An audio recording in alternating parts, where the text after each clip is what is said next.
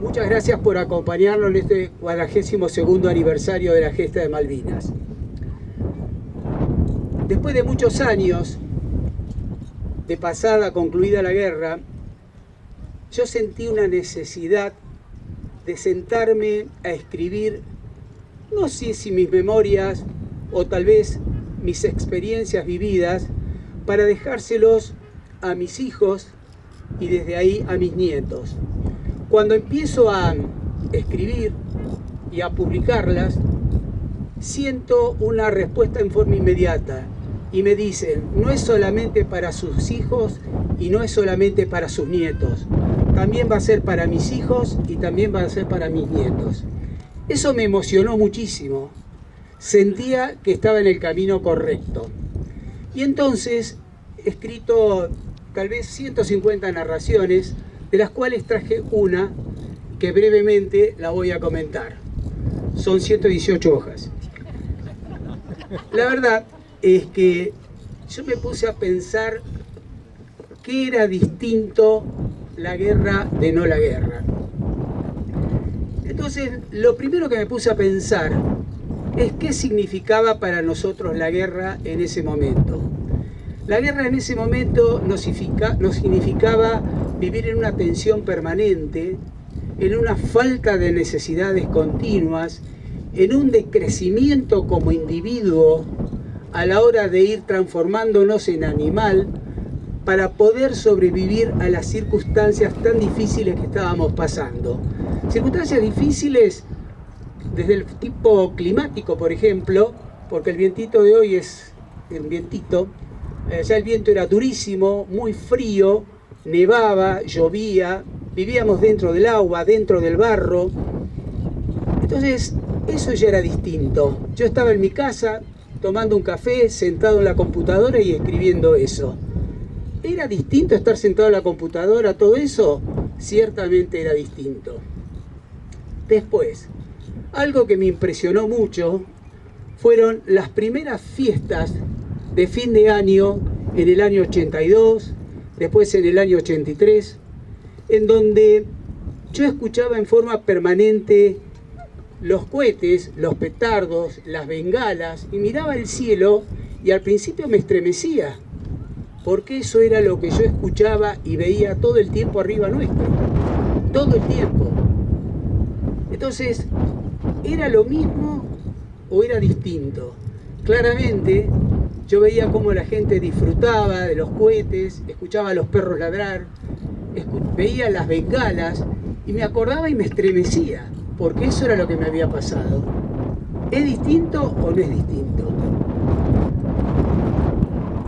También me acordaba cuando por distintas circunstancias en los hechos violentos de la guerra vivíamos todo el tiempo perseguidos por el bombardeo enemigo, esto es, las fragatas que nos bombardeaban desde la costa y cuyas volutas de humo yo veía salir cada vez que nos cañoneaban, y entonces escuchábamos a las bombas, y cuando caía la bomba, caía, pero si escuchábamos un silbido, ¿qué era lo que pasaba? Seguramente la bomba había pasado de largo.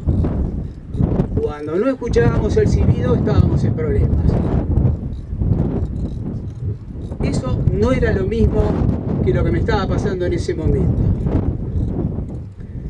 Otra cosa que también, alguna vez ya estando en Buenos Aires, yo vivía en un departamento cerca del aeropuerto y veía los aviones ascender. Lo veía ascender, ascender, ascender, y veía o sentía que la gente plácidamente iba en búsqueda de un viaje de negocios, un viaje de placer, salir a ver a sus familias. Y me acordaba cuando los aviones se nos caían encima nuestro, ametrallándonos, tratando de abrir cercos entre nosotros. Ahora, esto que estoy contando no es que me pasó exclusivamente a mí, esto nos pasó a todos. Estoy haciendo quizás un resumen de lo que a todos nos ha pasado. Y volví a pensar, ¿era lo mismo el avión que subía plácidamente que el avión que nos ametrallaba? Sentía que no era lo mismo. Entonces, si en ese momento me ponía a pensar y me puse a pensar, si no es lo mismo, ¿qué es lo que nos estaba pasando a nosotros? ¿Por qué no era lo mismo? ¿Cómo hacíamos nosotros? Bueno, y ahí tuve que rebuscar en la memoria, en las emociones, porque esto que cuento hoy ya lo tengo más o menos digerido, todos más o menos lo tenemos digerido, pero no totalmente.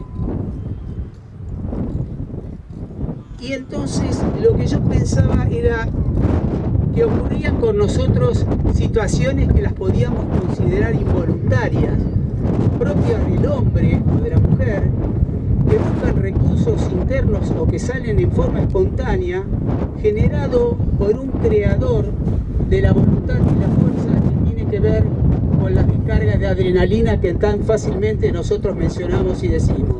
La descarga de adrenalina nos preparaba para las situaciones complejas y difíciles, la guerra, el hambre, el frío, nos preparaba para eso.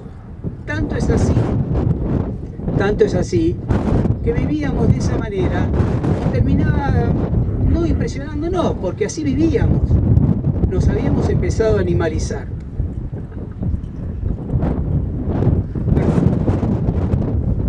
Ahora, ¿qué pasaba toda vez que había una descarga de adrenalina? Todos los fenómenos concomitantes son una descarga de adrenalina. Teníamos un ritmo cardíaco que se aceleraba, aumentaba nuestra frecuencia respiratoria, nuestra presión iba en alza, en algunos casos entrábamos en estado de sudoración e hiperactividad.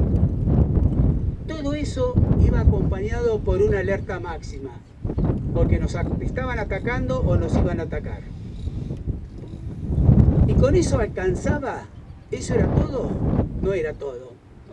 Todo dependía de la situación que cada uno vivíamos, y en el lado donde estuviéramos y en qué parte de la guerra estábamos. Porque dentro de Malvinas hubieron distintos teatros de operaciones, de guerras. Uno de ellos brutal que hoy comenté en Pigüé, que fue en Monte London, que probablemente fue la guerra más brutal. Pero digo, ¿alcanzaba también con eso? Tampoco alcanzaba.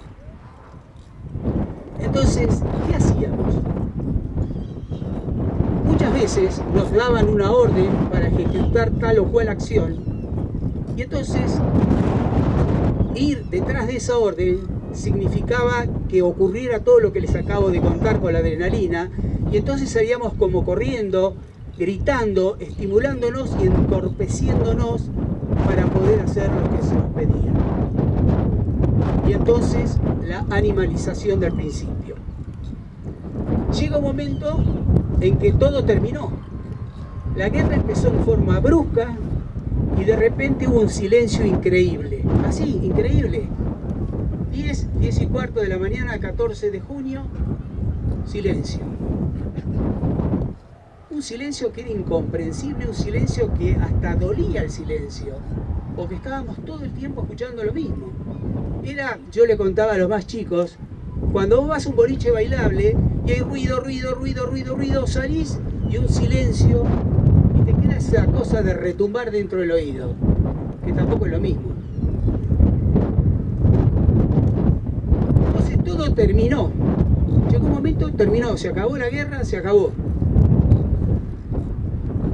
Volvemos al continente, pero lo que no había terminado en nosotros era la persistente secreción de adrenalina, en donde estábamos preparados para todo. Y eso nos ocurrió permanentemente y nos sigue ocurriendo. Seguimos hablando entre nosotros y nos pasan esas cosas.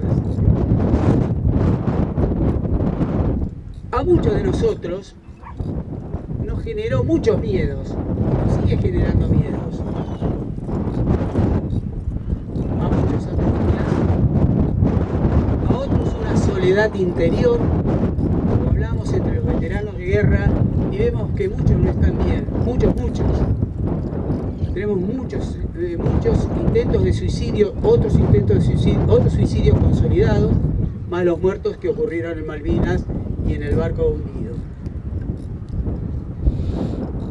También hubieron ruidos internos, que es lo que yo les decía a ustedes, vivíamos con las explosiones adentro. Había silencios que se pronunciaban en el tiempo Y a eso lo denominamos los demonios de la guerra. Y entonces, concluyendo, muchos no pudieron convivir con eso.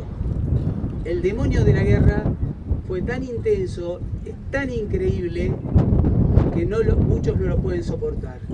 Nosotros tenemos 4 o 5 amigos, 2 de ellos cordobeses, que no están bien, nada bien, y los estamos llamando permanentemente, y estamos alertando a las familias. Ahora, ¿por qué cuento esto? Este cuento, ¿y por qué esto? ¿Por qué escribo esto para mis hijos y para mis nietos? Porque la guerra no puede ser.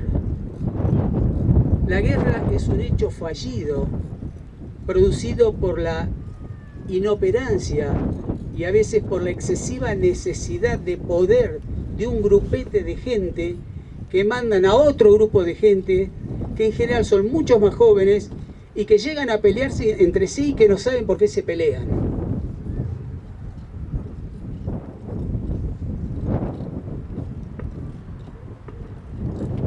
Finalmente, una pequeña palabra sobre Monte London. Nosotros tenemos un amigo en Pigüé, que es uno de los sobrevivientes de Monte London, que fue una guerra brutal.